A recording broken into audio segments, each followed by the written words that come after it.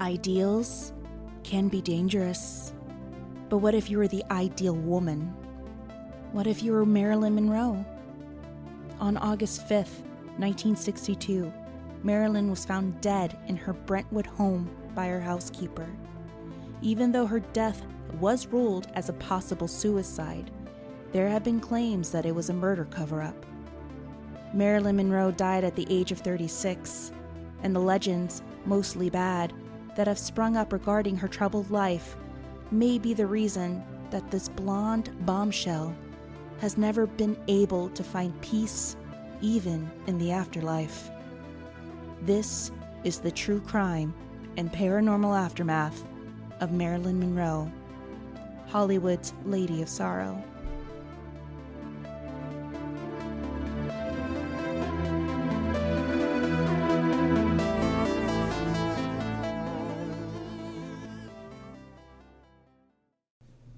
Hey guys, welcome back to Hollywood Paranormal. We are your hosts, Tammy Merhep Chavez. Hello, I'm Bryce Mitchell-Williams. And welcome. Welcome if you're just tuning into our podcast for the first time. Yeah, what took you so long? I know, seriously. We've been waiting for it. You know. Come play with us. I know. Down here we float. Ooh, little too dark. Apparently. Okay. And if you guys are just returning to our podcast, welcome back. We miss you. We're having withdrawals. You can come play with us too. Yes, for sure. Oh, hell yes. We're going to get some weird fan mail this week. I know. I don't mind. The weirder the better. Yeah. Speaking of withdrawals, I am ready to eat my hand right now because of the whole fucking 30 thing I'm doing. What day are you on? I am on day 5. Ooh, day okay. 5 right now. Nice. I've totally stopped eating sugar, consuming alcohol. And I know it's so I'm having severe withdrawals. It's like Tammy automatically dumps 2 cups of sugar into a glass of wine. Sugar is the big one. It's huge. I told you this afternoon that I stood in front of the freezer of my fridge and I looked at the Moose Tracks ice cream that was sitting there, and I was just like opening it up and saying, nope, just smell it. Just smell it. Yeah. I was surprised. So I'm kind of in the middle of a thing right now as well. And I was worried that alcohol would be harder for me to quit, and it wasn't. So I'm actually like happy about that because I don't want anything to have control over me. So that was really good. Sugar was okay. I don't have a huge sweet tooth. It's been cheese for me. I'm craving. Because you're Midwestern just, at heart. Oh, yeah. You want to put cheese and ranch on it? Like, let's talk. That is a good combination. Yeah, now you're making me hungry. I know, I'm sorry. Yay, I really want some zoodles. Ooh, I love them. I've been craving, Doritos is the thing yeah. I've been craving. And my husband loves Doritos, so he has like a bag of them in the cupboard, and I had to like stick them somewhere else because so much stronger than I am, because if it's can't. near me, I can't. This whole thing is really difficult. Yeah. It's really difficult because I spent so much money and time in the grocery store where I should be placing those funds and times is usually in a Sephora. And I just like remember just sitting in the grocery store reading nothing but labels because everything is made with sugar, soy, and dairy. Yeah, that's what gets you. But that's the whole thing about this program is that it's like teaching you how to read labels. But I'm so over it right now. Yeah. Basically, I'll do any health or fitness plan, but if you want me to like give up coffee from my cold dead hands, like absolutely not. Nope. That's the one thing I liked about this program. It doesn't, neglect you to, dessert your coffee and your tea, your caffeine. It's just like, no, have it, but no sugar, no dairy. Which I already don't do. I just drink it black. So I'm already on that black train. like your soul. Yes, literally.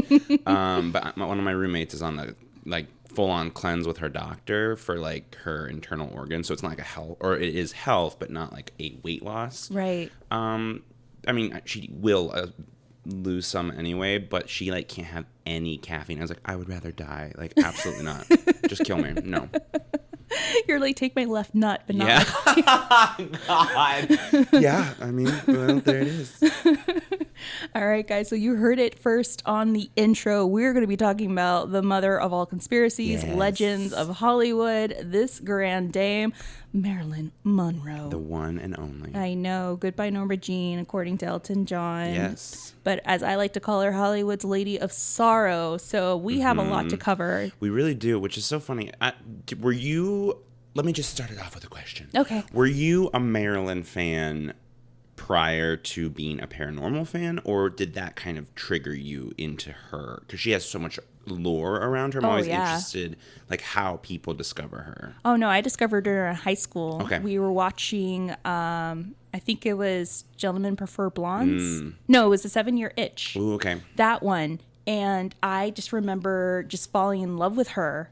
And just like, I just thought that she was the most beautiful woman. You know, aside from, who was it? Me. Audrey Hepburn. You. Yes. Me. And then Audrey Hepburn. And then Audrey. It was those two. That's your order. It's Marilyn, Bryce, and Audrey. I can live with that. Yeah, you're just kind of neck and neck with Marilyn. Thank you. Yeah, you'll look good as a blonde. We need to raise your hairline a little more, bleach your hair, and then adjust your overbite. I can't. No, you don't have an overbite. Don't worry, we're going to talk about that because it's insane. It is.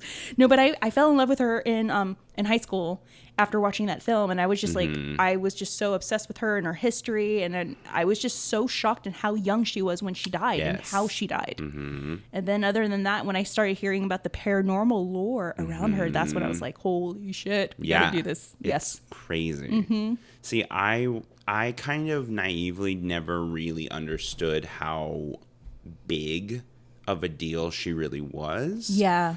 Until I moved to Hollywood. And, you know, here especially, you still see her everywhere. In the mural, she's painted on walls, painted on sidewalks. She's a wax figure. Yeah. And sorry, she's the one wax figure that they put outside for tourists to see outside of the museum. Like everything else you got to pay, but you can see Marilyn. Like she's the number one. Yeah, she is the number one wax figure that looks like herself. Oh my God, it's so well done. The other one that I cannot stand looking at is Beyonce because I felt like they really missed the mark on that one. Yeah, that one's not great. It wasn't fabulous. I was like, come on now. The Beehive is mad. On our next episode, let's talk about the David Beckham wax figure. Oh, my God. Can we?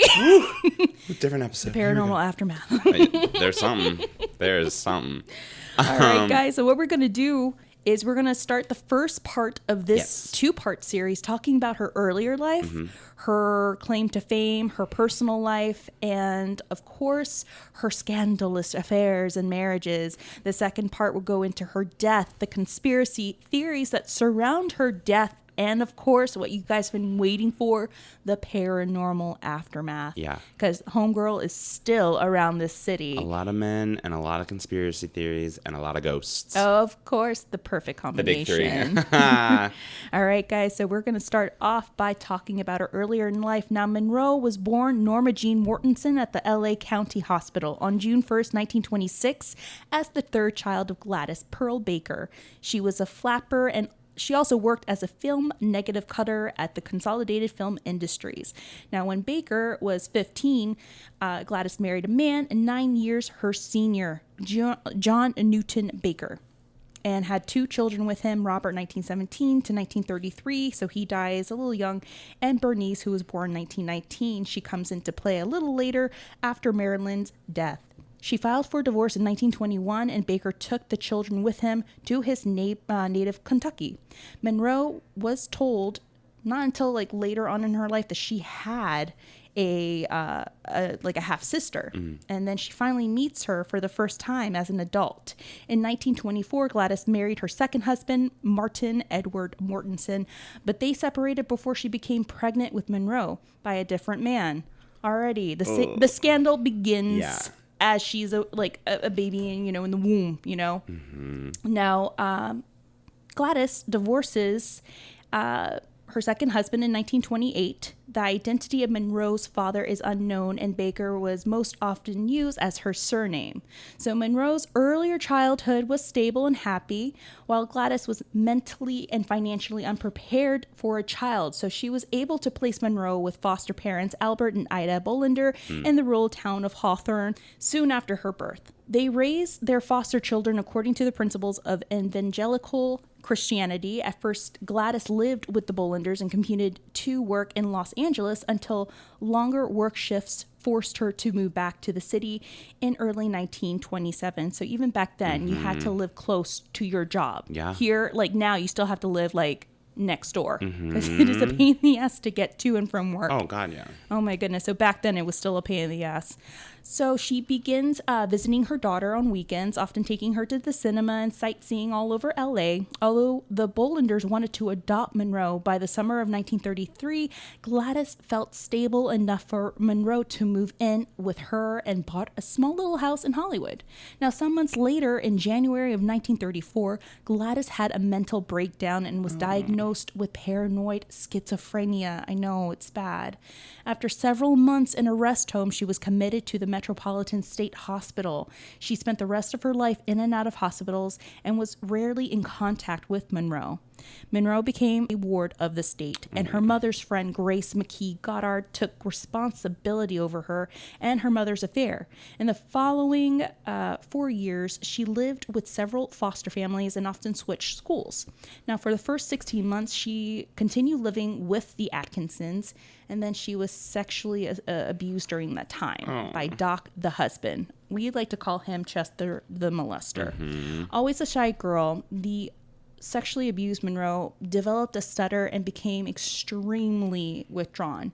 Now, in the summer of 1935, she briefly stayed with Grace and her husband, Edwin Chester molester Doc Goddard, and 2 other families until Grace placed her in the Los Angeles Orphans Home in Hollywood in September of 1935. While the orphanage was a model institution and was described in positive terms by her peers, Monroe found being placed there traumatizing. As to her, it seemed that no one wanted me. I know, it's really sad. It's like she went from one bad place to another. She just couldn't catch a break, poor thing.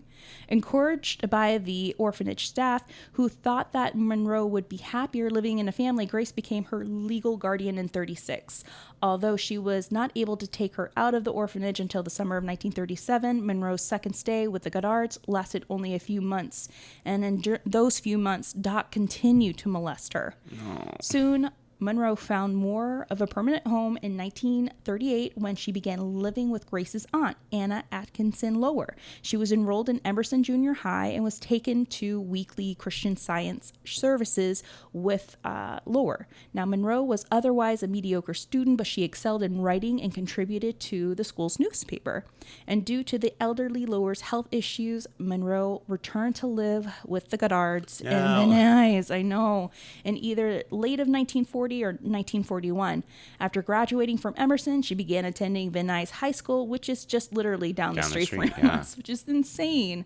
Now, in 1942, the company that Doc Chester, the molester Goddard, worked for required him to relocate to West Virginia. Thank God, California laws prevented the Goddards from taking Monroe out of the state, and she faced the possibility of having to return to the orphanage.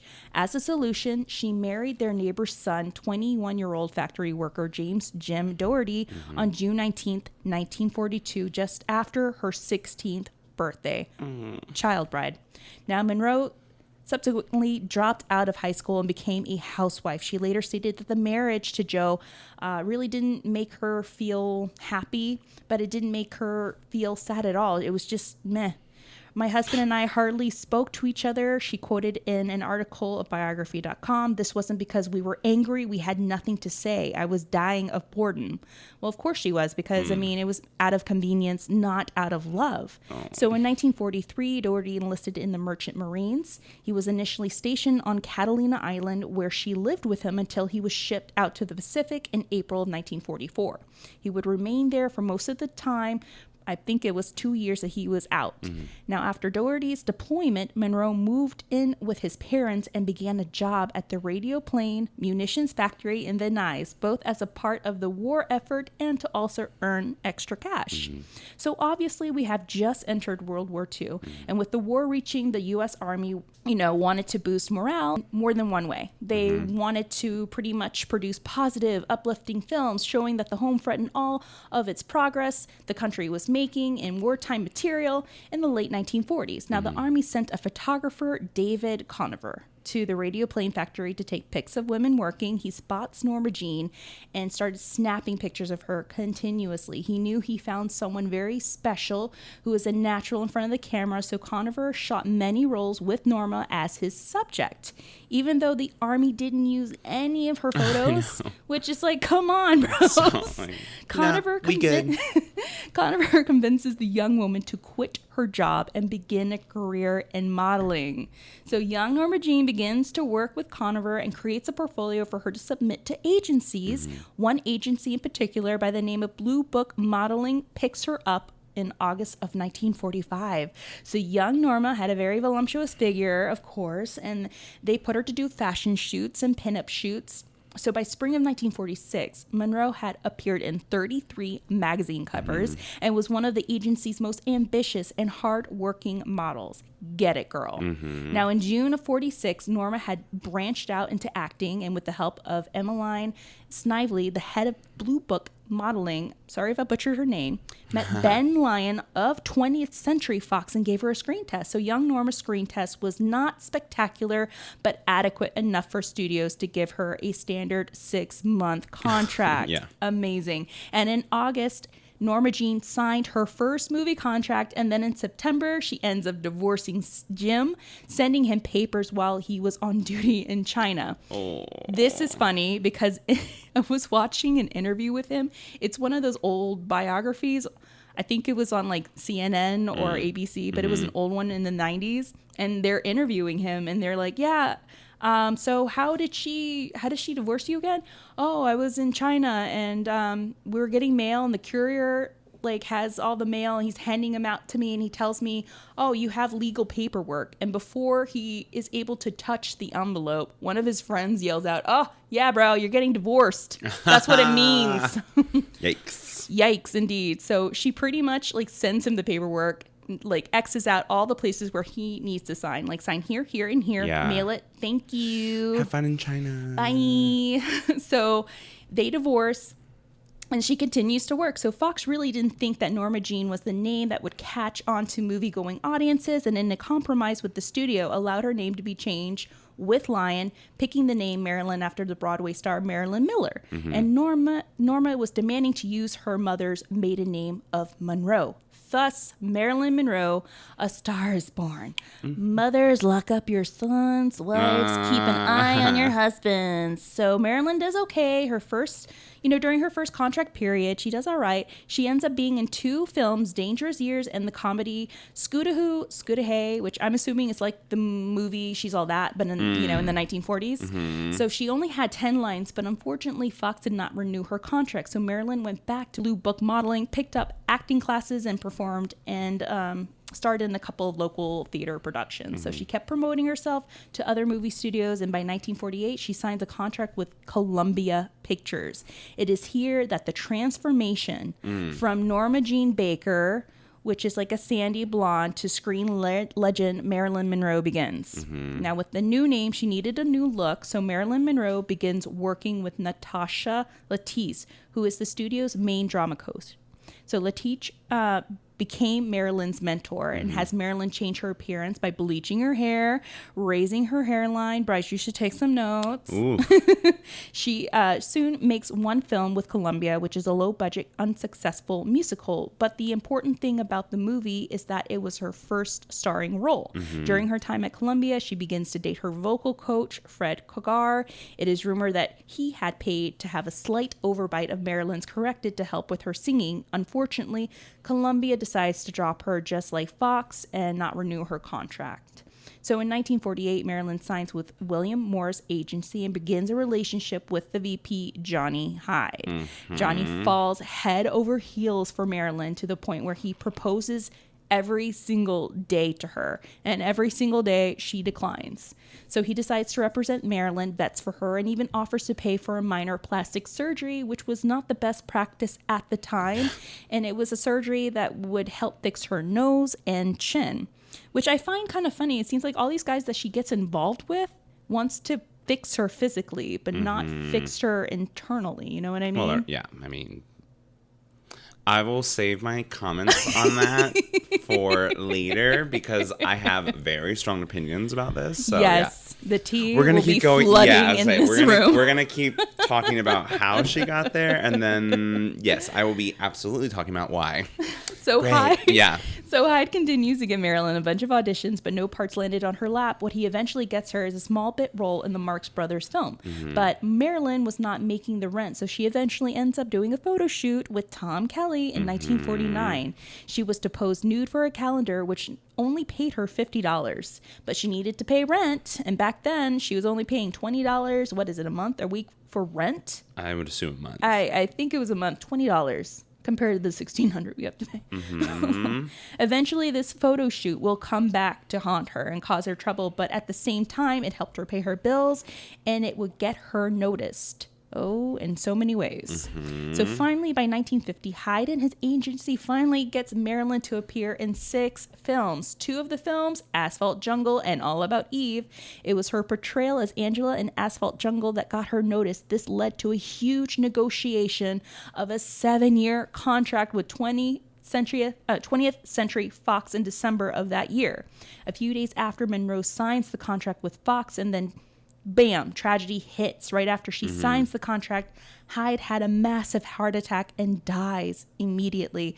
Monroe was heartbroken, and even though she had refused Johnny's proposal, she was very much in love with him, which led to a string of many tragic events to unfold in her life. In 1951, which was still her breakout year, she began starring in a few low-budget films and eventually becomes a presenter at the 23rd Academy Awards.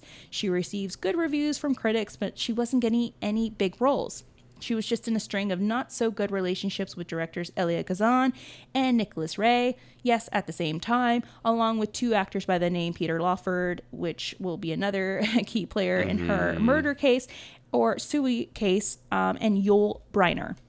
Now then, in 1952, Monroe finally broke out as a leading lady into films. She received high acclaim in her role as a cannery worker in the film Clash by Night, which allowed her to showcase high acting range between comedy and thriller, and the films were commercial successes, if not Academy worthy. Her name was definitely getting out there, and then the nude pictures are shown in magazines, in public. It is a madhouse. It was a mad scramble for Monroe and studio executives to do major damage control.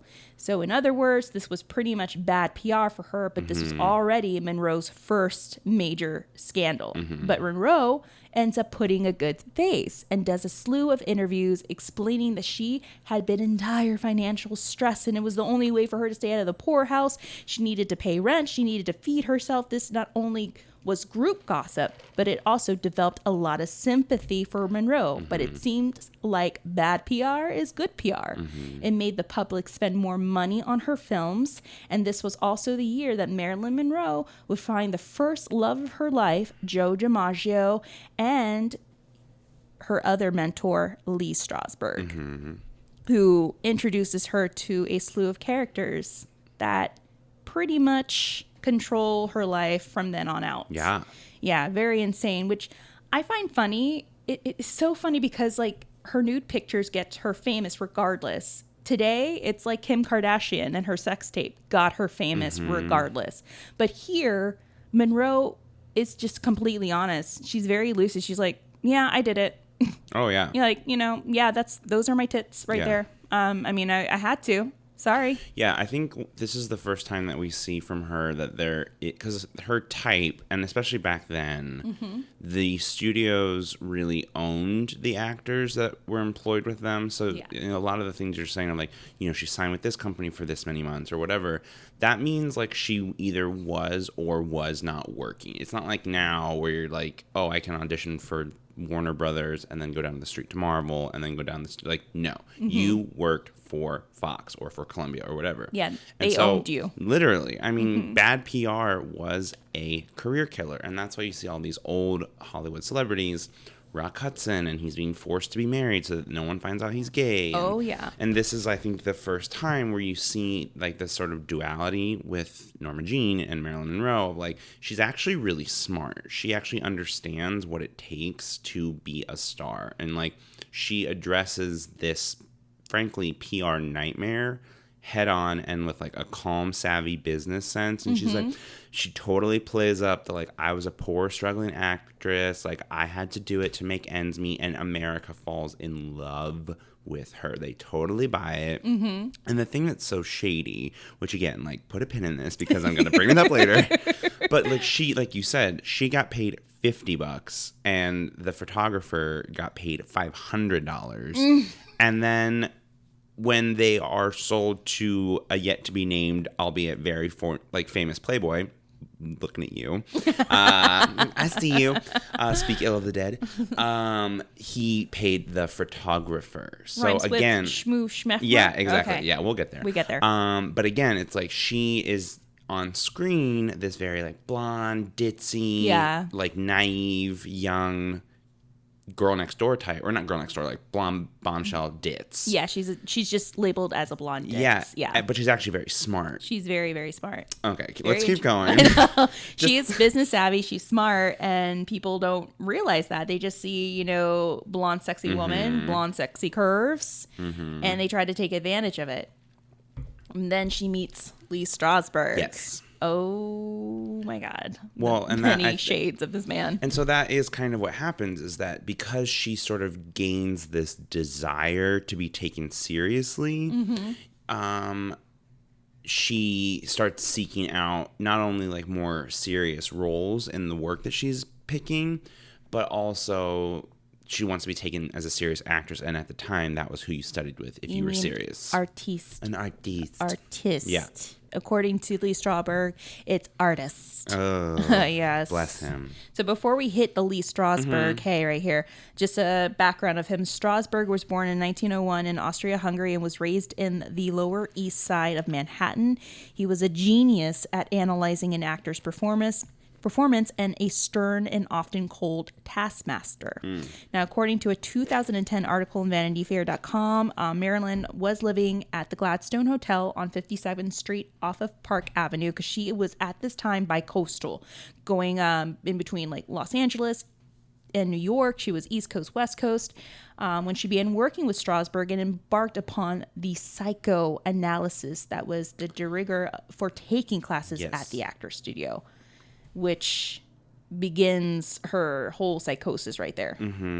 Well, and that was his whole thing, is that he very strongly felt that in order to be a fully realized human on stage, quick acting lesson with Bryce. Of course, you had to be a fully realized human and address your demons. And as you sort of touched on, like, she clearly had many, and was continuing to have such, at this time, like when she started at the Strasberg School, she's sort of being vilified and praised for being a sex symbol. Oh, yeah. In like a very rigid 1950s society where, for example, it's illegal to mail pornography, but they got around that and like still shipped this calendar by like having one of those like film overlays, so it looked like when you were shipping it that she had negligee on, but the actual photo was like underneath when you unwrapped it. Oh yeah. So it's like this very uptight society praising her on the one hand and then like damning her on the other hand, and she's like getting the full brunt of that like psychosis. So Lee Strasberg introduces her and like kind of not forces her, but requires her to be seen as a psychotherapist and being like analyzed while she's taking class. Right. And that's where it all kind of ties together for Marilyn. So for Marilyn, who grew up shunted from one foster family to another, not knowing who her father was, Strasberg became a beloved paternal figure, autocratic yet nurturing, and his acceptance of her as a private student bolstered her confidence and gave her the training to improve her acting, and turned her from a movie star, finger quotes and punchline, into a true artiste. Now, but years later, Kazan observed, the more naive and self-doubting the actors, the more total was Lee's power over them. The more famous and the more successful these actors, the headier the taste of power for Lee. He found his perfect victim, devotee in Marilyn Monroe. So Marilyn soon undergoes the harrowing experience of psychoanalysis for the first time at the urgency of Strasberg. The key players include Strasberg himself, and her 3 psychiatrists, Dr. Margaret Hohenberg and Dr. Marianne Criss and Dr. Ralph Greenson. These people will play a pivotal role in her life and the events leading up to her death. Greenson, crazy. I want to see this man and really punch him in the face and the balls and the stomach and everything. Well, as with many, like, doctors, there are always good doctors, but in this era especially, there's a lot of, like, quote, shady, unquote, doctors. Like, doctors, finger quotes, Criss and Greenson will discover later on in this episode how freaking shady and, like, money hungry they are, how greedy they are. But they really take advantage of Marilyn under Strasberg's guidance. So, well, and that's so crazy. So also at this time, she's actually living with Lee Strasberg and his wife. Yeah. Which is like, if you subscribe to any kind of like brainwashing or cult theory or anything like that, that is like you were saying, a primed pump. Like, that is someone who is under your watch and or influence nearly 24 hours a day. And at this point, she's also on suspension from the studio. Not to like go completely into that, right? But like, she's literally just spending her time in class because she's not working right now. She's on like a suspension, so she can't even make a film. She can act. Like, she can go to acting class. Was this suspension because of the photos? No, actually.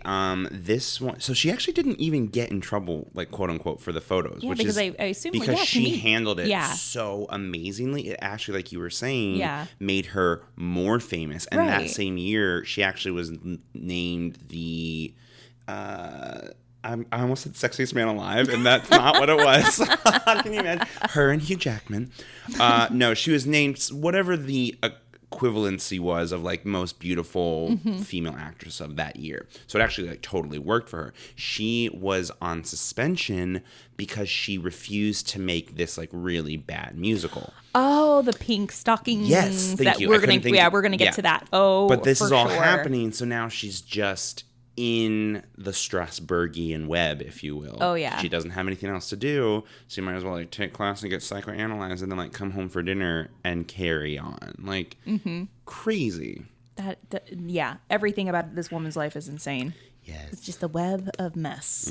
All right, so that actually segues me into her famous marriages, her scandalous affairs, and her rise to fame. Yes. So she gets involved with Joe DiMaggio. If you guys don't know who Joe DiMaggio is, let me fill you in. Open a book. I know, open a book.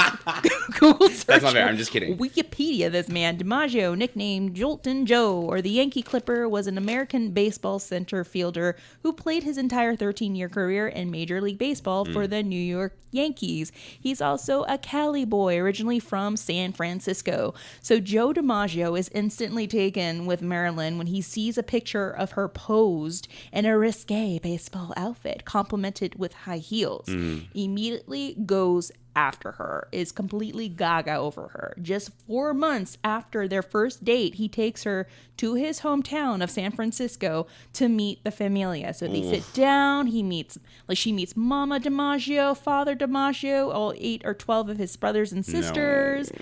You know, they cook a meal. Oh, great. She's already wifey material. So 4 months. 4 months. I don't even like to learn last names within 4 months. Like, no. I can't even commit to a pair of shoes for 4 months. Sorry.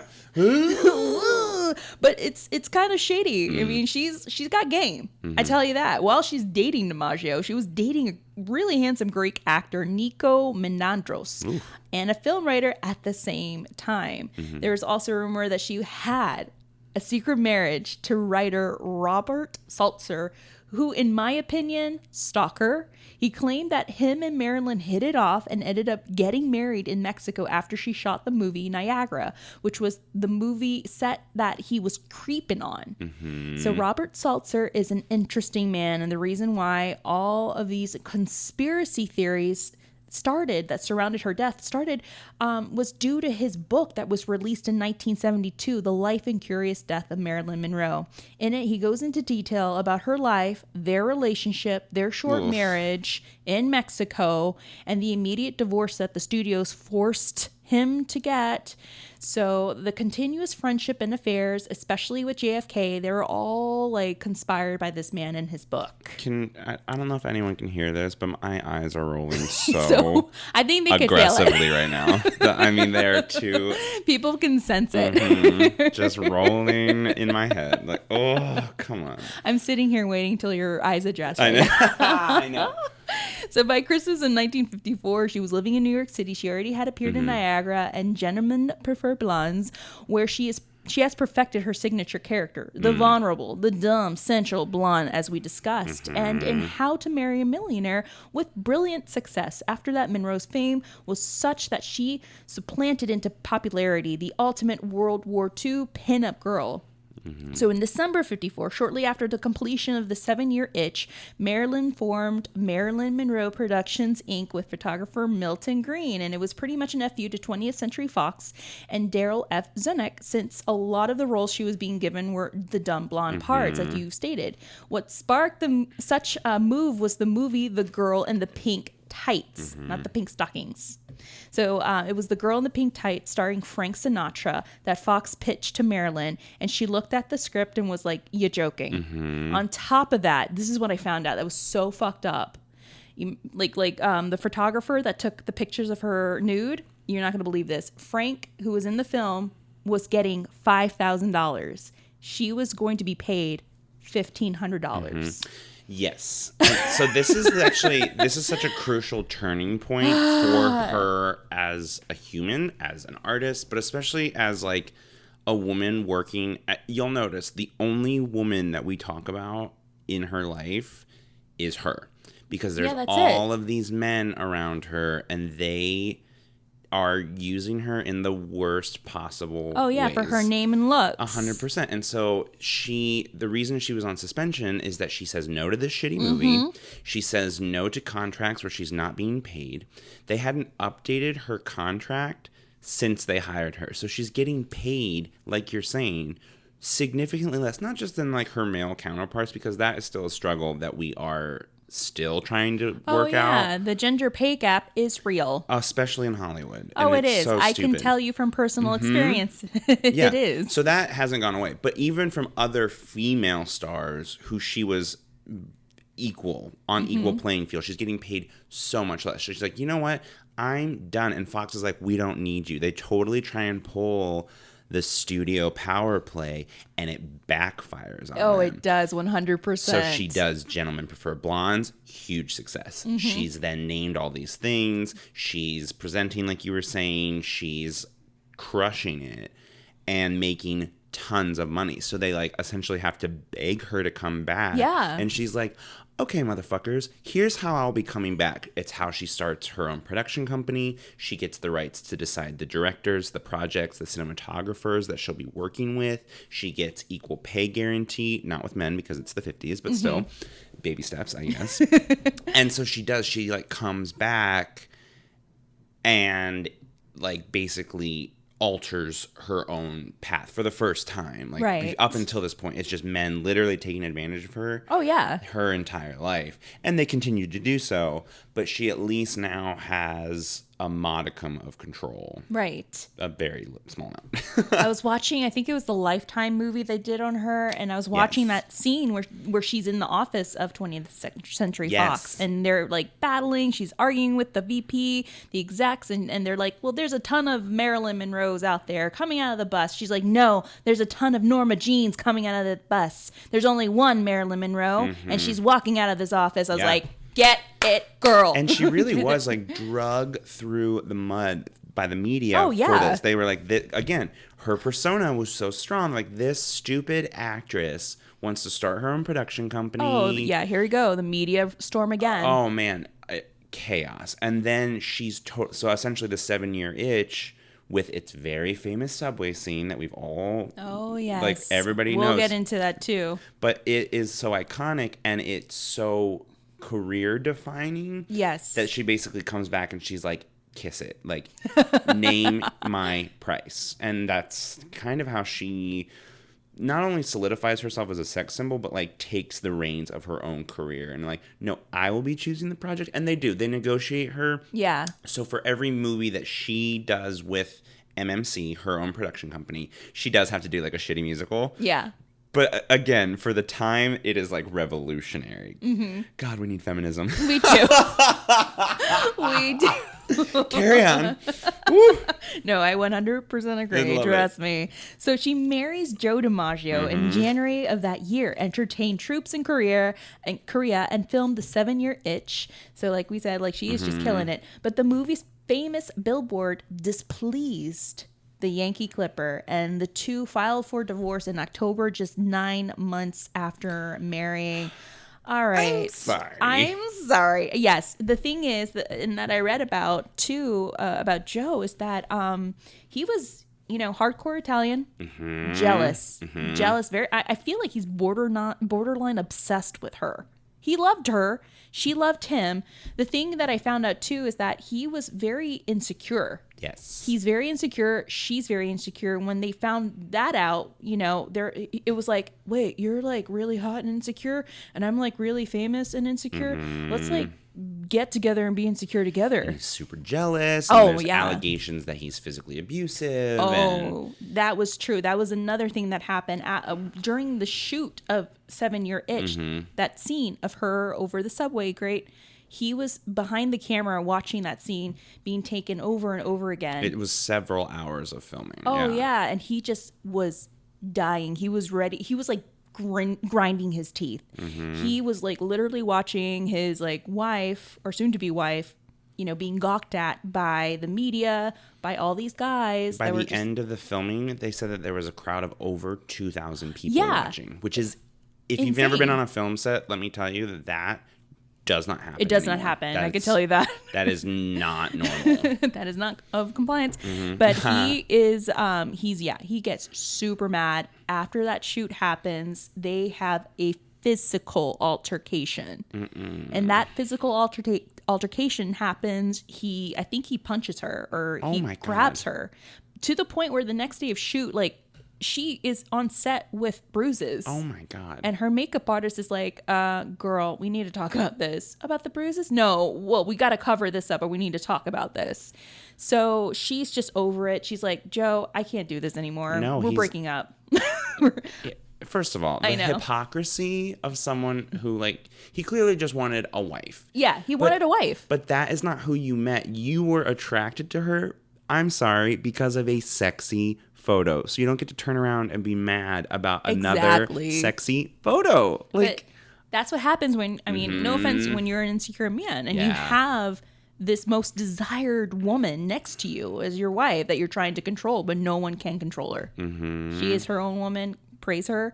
But she's like, no, I got things to do. Yeah. And she continues to work. And at first, she's, dating other people. She's hooking up with other directors. And then she becomes quite smitten with a Pulitzer Prize winning author of All My Sons, Arthur Miller. And this is a very, very interesting and long affair. It turned out that Arthur had met Marilyn a while back. And he was very, taken with her to the point where he could have left his wife earlier for her. Oh, yeah. I think it was in an interview when he wrote The Crucible, he based the characters, who was it? Abigail and Proctor off of him and her. Well, yeah, The Crucible is literally his entire experience of the 50s. Yes. It's so good. It was so good, but he, pretty much bases himself off of John Proctor, who has an affair with Abigail, young girl. So think about that. So, of course, Arthur Miller was still married to his first wife, Mary Slattery, at the time. Now, Miller possessed those traits that Marilyn most admired: intellectualism, artistic achievement, high seriousness. So they the same age as her father. Exactly. Daddy issues. we all got them. We have all got them. Oh yeah. So they finally, hook up. They wed in the civil ceremony on June 29th, 1956. Marilyn having converted to Judaism. 2 days later, Lee Strasberg acted as her father, giving the bride away away in an intimate Jewish wedding. Mashugana. There you go. So at first she was deliriously happy moving back to New York with her new husband to take up residence in her dazzling white apartment at 2 Sutton Place, to which she had moved after leaving the Waldorf Astoria, and then to 444 East 57th Street in an apartment with a book-lined living room complete with a fireplace and piano, and her husband, Arthur Miller. In the Italian green engraved diary, she wrote this little insert. I am so concerned about protecting Arthur. I love him, and he's the only human being I have ever known that I could love, and not only as a man to which I am attracted to particularly out of my senses about, but he is the only person that I trust as much as myself. Because when I do trust myself about certain things, I do fully, Marilyn writes about to her sexual abuse, I will not be fully punished for it, or be whipped, or to be threatened, or not to be loved, or sent to hell to burn. So they were probably the happiest in the summer of 1957, spent in a rented house in I might butcher this, Amagansett on Long Island, where they swam and took long walks on the beach. She looks especially radiant in photographs from this era when she happily entered into Miller's world. For example, attending a luncheon given by the novelist Carson McCullers for the writer Isaac Dennison. Now, Marilyn was gay and witty in his company, easily holding her own. Her vitality and innocence reminded Dennison of a wild lion cub. She became, I know. Thank you. Wow. Is that a compliment? I can't a lion tell. cub, a lioness, bitch, is what it is. So she became friends with the writer Truman Capote and met some of her literary heroes, such as poet Carl Sandburg and novelist Sal Bellow, with whom she dined at the Ambassador Hotel on the occasion of the Chicago premiere of Some Like It Hot. Bellow was bowled over her completely. Now, some photographers thought it was funny to pose with the world's most, famous, voluptuous Don Blonde with a book, James Joyce, Henrik Heine. It wasn't a joke to her. In these newly discovered diary entries and poems, Marilyn reveals a young woman for whom writing and poetry were lifelines, the ways and means to discover who she was and to sort through her often tumultuous emotional life. Now, and books were a refuge and a companion for Marilyn. Yes, she did read. She read a lot. She's actually really well read. She is. Again, she's actually smart. I don't know why I'm championing her. I'm like, guys, she's really smart. She's really smart. But she really was. No, she was super well read. There was a point of her life where she was taking literature classes at UCLA. Like, she was, serious about this, and writing, too. So she, looked to books as a refuge and as a companion during bouts of insomnia. And one of the handful of sweet and affecting poems included in this archive, Marilyn, still in the first flush of her love for Miller and imagining what he might have been like as a young boy, wrote a poem about him, and this is what it says. My love sleeps beside me. In the faint light, I see his manly jaw give way, and the mouth of his boyhood returns with a softness softer, its sensitiveness trembling in stillness. His eyes must have looked out wondrously from the cave of the little boy, when the things he did not understand, he forgot. Deep. Damn, girl. I know. Damn, girl. Damn. Yeah. So they were probably, like I said, happiest when they were, in the summer of 1957. And then we hit a wall. So she gets pregnant with Miller and has a miscarriage, unfortunately. And that starts up a lot of problems. But what occurred beforehand, which was the start of this whole downfall of their marriage, Marilyn was devastated when one of her greatest fears, that of disappointing those she loved, had come true. Eventually, I think she stumbled upon a diary of Miller where he complains that he was disappointed in her and sometimes even embarrassed by her in front of his friends. So this really devastates her, and she goes into a spiral. And then she finds out that she's pregnant with Miller's child, and there were even pictures that circulated later, I think in 2014 and 15, of her with a little baby bump. Whoa. Yes. So she was pregnant, had the miscarriage because she suffered from endometriosis. And and it was the cause of past miscarriages as well.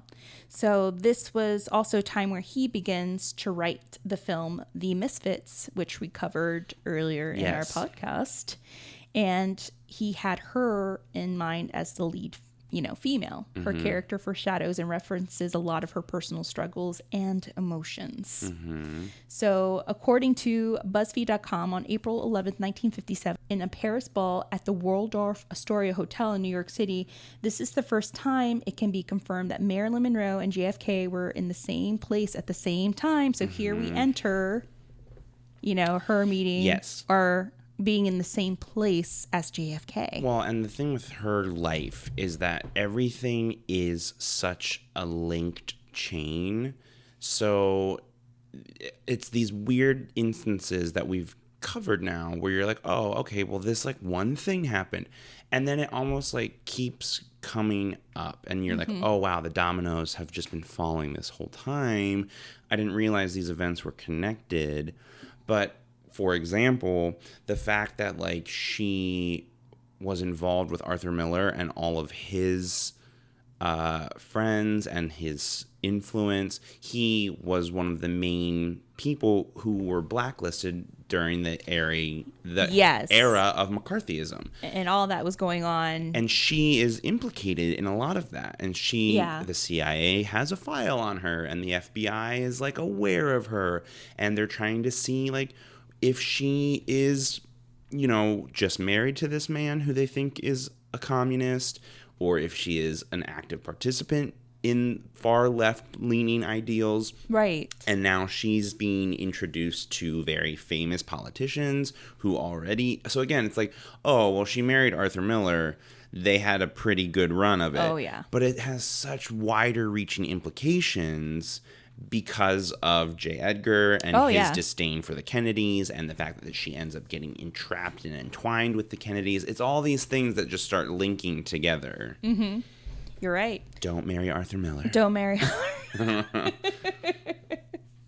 That's true, because all that, occurred like as she discovered the journal entry or the diary entry, and then he was, brought into the courts for being, convicted of being a spy, for being a commie. And then, of course, she had the miscarriage. It was just like the storm of problems that started to occur. And of course, she's feeling insecure. She's always felt insecure, especially from her first marriage to Joe. There was a entry in an article where I think she even mentions to a friend, and it stated that Joe had a wandering eye. He had a wandering eye to a beauty queen of Santa Barbara, and that really killed Norma Jean, because this was like, pre-Marilyn. So it killed her because she's like, well, what's wrong with me? How come you can't, think of those things like that of me? I'm pretty too, aren't I? But once again, she's like in this position with Miller. Oh, he doesn't think I'm smart. He doesn't take me seriously now. He's really disappointed in me. She feels horrible for that. And then she goes into this mad spiral. So then, there's this whole thing that happens between her and JFK. They're both very popular figures during this time. Now, she's at the Waldorf Astoria Hotel, and it's the same place where JFK was in at the time. It can't even be confirmed that they met that evening of April 11th. The event was covered by photographers from Life magazine, and they don't appear in a single photo together. They do, however, appear in photos with their spouses, Arthur Miller and him with Jacqueline Kennedy. Now, there were claims that she was on the White House premises. I know, there's a lot of shade right there. However, Peter Lawford, actor, and Rat Pack member, was John F. Kennedy's brother-in-law. He also knew Marilyn through mutual friendships and with Frank Sinatra. And Marilyn became good friends with Lawford's wife, Pat, who was JFK's sister. It is alleged that Lawford arranged for JFK and Marilyn to meet at a dinner party at his beach house on November 19th, 1961. On that date, JFK was in Los Angeles. He attended Mass at the Good Shepherd Church and then went to a luncheon luncheon at Lawford's. He left to head back to Washington right after the luncheon, as he had meetings first thing in the morning. This is meticulously documented by the JFK Library, FYI. There is no evidence that Marilyn attended the luncheon, but there is evidence that she was with photographer Douglas Kirkland going over proofs of her photo shoot from 2 days earlier. Now, after her and Miller divorced on March 24th, 1962, the next time that we can confirm that Marilyn Monroe and JFK were in the same place at the same time was at the home of Bing Crosby in Palm Springs. Oh, Bing, what are you doing? Oh, a lot of things. I can tell you that. Yes. That's another one. JFK started the day by meeting with former President Eisenhower and having a lengthy discussion about international affairs. And Marilyn's masseuse and close friend Ralph Roberts told biographer Donald Spoto that Marilyn had called him from Crosby's home to ask him specific questions about muscles of the back. And he said he heard a distinctive British accent in the background before being placed on the phone with Kennedy. Marilyn told me, this is quoted from him, Marilyn told me that this night in March was the only time of the affair with JFK. A great many people thought after that weekend that there was more to it, but Marilyn gave me the impression that it was not a major event for either of them. It happened once that weekend, and that was that. Ralph Roberts is considered to be a reliable source. Then there was the whole performance that she gave at the Madison Square Gardens on May 19th, 1963. So you know what that means. Yeah, well,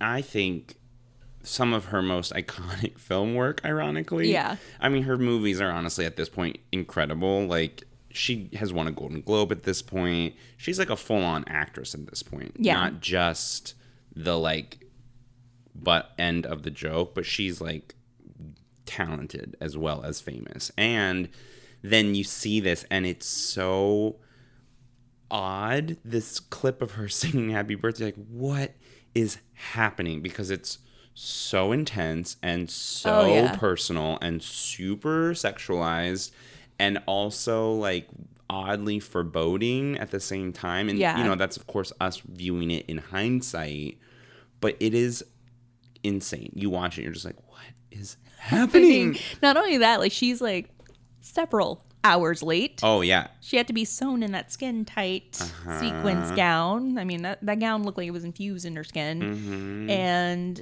it looked like she was also slightly inebriated.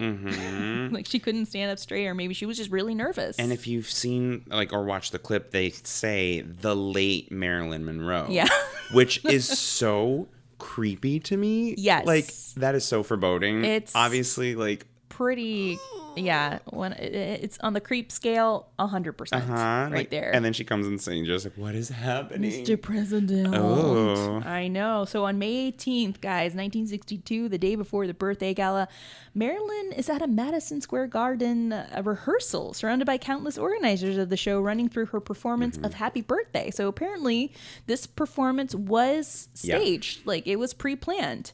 So everyone knew ahead of time how she was going to perform. Speaking of knowing ahead of time, it was also rumored that Marilyn was fired from her last film, Something's Gotta Give, because she ran off to New York to attend the gala. However, she actually had requested and received permission to attend the event 6 weeks earlier, but it was at the Madison Square Gardens where she showed up several hours late and sang Happy Birthday, Mr. President, which drove everyone insane, including Jacqueline Kennedy. Do not mess with Jackie. Do not mess with the First Lady. No. Lord knows what her gun collection looks like. Jeez. So there was a picture shot of Marilyn Monroe, Bobby Kennedy, and Johnny Kennedy all together, and it looked like she's a little distraught, and it looks like he's like, hey, nice to meet you, we had a great weekend that last time, right? Okay, bye. Well, and that's one of the conspiracy theories. We're definitely going to get into more because there's so many surrounding her, but one of the main ones is which brother was she sleeping with and for how long? That's what it really boils down to. Oh, right. And it's crazy. Now, there was some speculation that after that weekend, of spending with JFK at Bing's house, that was just the only weekend. But then there was also rumors that she was on the White House premises, you know, being snuck in to spend time with the president. Mm-hmm. And when the president, you know, felt that the water was getting a little too hot, he called things off with her. And she didn't take that lightly. Mm-hmm. So she seeks, you know, comfort in Bobby and ends up having a affair with Bobby Kennedy. Mm-hmm. And there are even moments in time, and it's been documented here, where she's had like certain little secretive places where they had secret affairs. Mm-hmm. Cal Neva, which is a hotel and casino on the border of California and Nevada that was owned by Frank Sinatra. And it was the Rat Pack headquarters, especially where Peter Lawford would always hang out at. So she was in cabin number 3. And the Kennedys also had a cabin. Not to mention that before this building was bought by Sinatra, it was owned by gangsters. So they had tunnels built underground that led to certain cabins. Mm-hmm. There was a specific tunnel that led to Marilyn Monroe's closet. Oh. Yeah. That seems completely fine and not shady at all. Not shady at That's all. fine. That also led to the Kennedys' cabin. Oh, go figure. So there's a little shade right there. Mm-hmm. Mm-hmm. Yeah, and again, this goes back to now she's being incredibly scrutinized by the FBI and the CIA because you can't sleep with the president and the district attorney of the country and not be on the list somewhere. Like, that's just politics 101. Like, and that's another thing that happened too with her, is that they claim that Kennedy had shared a lot of secrets, a lot of government secrets with her, especially, you know, invasion of, you know, the Bay of Pigs, him wanting to pull out of Vietnam. And also there was a crazy theory about aliens. So this all pretty much plays a part in the conspiracy theory surrounding her death. yes. Because apparently she didn't, you know, back down when AFK broke things off with her. And she was even mentioned to have dreams of being the first lady, taking over Jackie Kennedy's position. Girl. She wanted to be the first lady. And she thought in her mind, no, this is it. I'm going to be the first lady. Oh, boy. Like, he really loves me. He really loves me. I mean, we've all had that friend. Pillow talk. Like, no. Yeah. He's never going to leave his wife. And you don't replace Jackie. I'm sorry. Yeah, he hit it and quit it. That was it. I mean, he's the president. So there was some speculation that the events leading to her death, she threatened the Kennedy brothers by, you know, holding a press conference and like throwing them under the bus. Oh, my. And we'll definitely go into detail on our second part. Yes. Because this is a lot of tea. Well, and that's the thing, is essentially it starts to boil down to that she is now playing pretty high stakes poker. She's won a lot of the fights that she's gone into in the past, especially against studios. At the time, she was lauded by the media, saying that it was like a groundbreaking win and like the turning point for actors, that they no longer had to be like members of the herd, but could like be individuals. Right. So I think that she is like bolstered by these victories, like these tough fights. Like, she's not a pushover. She goes toe to toe with like Arthur Miller. If you listen to our episode about the Misfits, like, she really sticks to her guns. She really does these like big upsets in a sense. And I think that she kind of has that momentum behind her. Right. And to me, and again, as we do, let's wildly speculate, she, I think, is prepared to go toe-to-toe with the Kennedys. And the problem with that is that is not a winning battle. You cannot take on the Kennedys, J. Edgar, the CIA, the FBI, American security. Like, in this time period, it's all ridiculous. And I think she just got out of her league so quickly and things start unraveling. Oh, yeah. Oh, 100%. And we're going to cover all that in our second part. So, guys, we'll come to a conclusion right here because this was a lot of tea. This was not even, skeletons in a closet for this woman. This was like skeletons in a whole entire mansion. Yeah. I mean, her life is like a trilogy of Lord of the Rings or something. It's just, if we missed out anything, our apologies. But I mean, well, and that's the thing. We're doing such a glossary of her life. Like any era, you can delve so deeply. I mean, each movie that she did is like its own chapter of a book. Like, it's insane. Yes. We're just like highlighting certain and important events. Mm-hmm. So guys, catch our next episode, which will be the part 2 series of Marilyn Monroe, the true crime and paranormal aftermath of Marilyn Monroe, Hollywood's Lady of Sorrow. We are going to dive in part 2 of that series more into her death, the conspiracy theories of her death, the moments that led before her death, and her paranormal aftermath as well. It's going to be insane.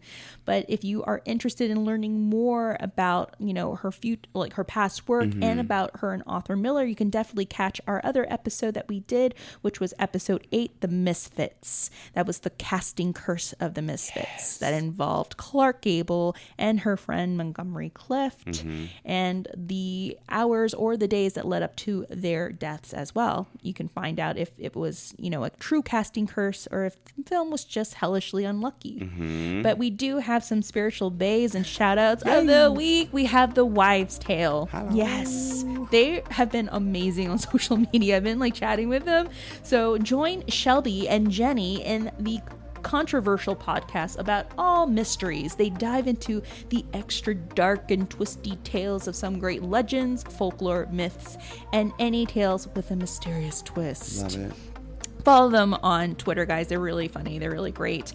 Our Strange Skies is another one I want to give a shout out to. Our Strange Skies podcast delves into the UFO events, incidents, myths that contribute to the American identity in an attempt to figure out what they mean and what they say about themselves. Host Rob Christofferson is pretty much an amateur ghost hunter, UFO investigator extraordinaire. So tune in to their episodes if you really like to dive into the unknown and learn more about strange UFO events. So guys, catch us next weekend for part 2. And if you want to stalk us a little more, Bryce, where can they find us? They can find us everywhere. Blueberry. Yes. And SoundCloud. Yes. iTunes. Yes. We're on Instagram. We're on Facebook. You can email us. Yes. Remind me what it is. I know, I did it. As soon as I looked at you, I was like, wait, is it? You can email us at hollyweirdparanormal@gmail.com. And you can stalk us on Twitter and Facebook at Hollyweird Paranormal. And we're HWP Podcast on Twitter, Instagram, and Facebook. We're Hollyweird Paranormal. And I will eventually learn how to say those words. I'm a big kid now. The struggle. All right, guys. Thank you so much for tuning into our podcast. Don't forget to subscribe and rate, and also leave a little review on our Apple Podcast account right there. Leave stars, leave words, rate us what you feel, rate us what you want. They really do help us indie podcasters out. They help us become a little more visible. We'll love you for it. And we'll definitely probably, most likely stalk you, but that's not a promise. You're so lucky. I know. All right, guys, take care. Stay weird. Bye. Bye.